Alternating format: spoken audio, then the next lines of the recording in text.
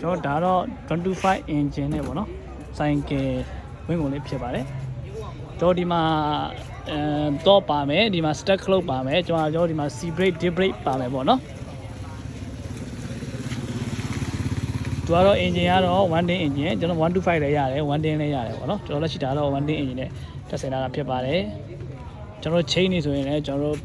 chain တွေအတုပ်တွေထည့်ထားတယ်ပေါ့နော်ကျွန်တော်ဒီမှာဒီဘိန်းကြီးက chain spot ကအကြီးတွေထည့်ထားတယ်ပေါ့နော်ဟောဒီမှာ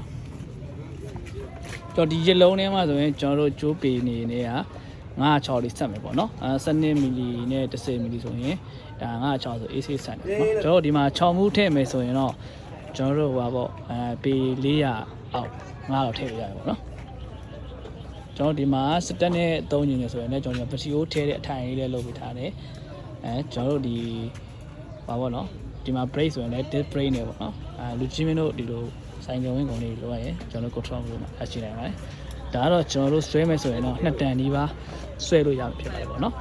ကျွန်တော်တင်ချပဲဖြစ်ဖြစ်ဆွဲရုံပဲဖြစ်ဖြစ်ပေါ့နော်အကျန်းခံတဲ့ကျွန်တော်တို့ဓာတ်ဆီ engine နဲ့လောက်ထားတဲ့ဝင်းကုန်လေးဖြစ်ပါတယ်လူချင်းမင်းတို့လုပ်ငန်းအတွက်လိုရရင်ကျွန်တော်တို့ control group မှာရရှိနိုင်မှာဖြစ်ပါတယ်ကျွန်တော်ဒီလို engine နဲ့ကုန်လေးနဲ့ပတ်သက်ပြီးအသေးစိတ်ကိုလည်းချစ်ခင်ရင်းနှီးစွာစသဖြင့်မြန်ဝယ်အားပေးနေတာဖြစ်ပါတယ်ခင်ဗျာ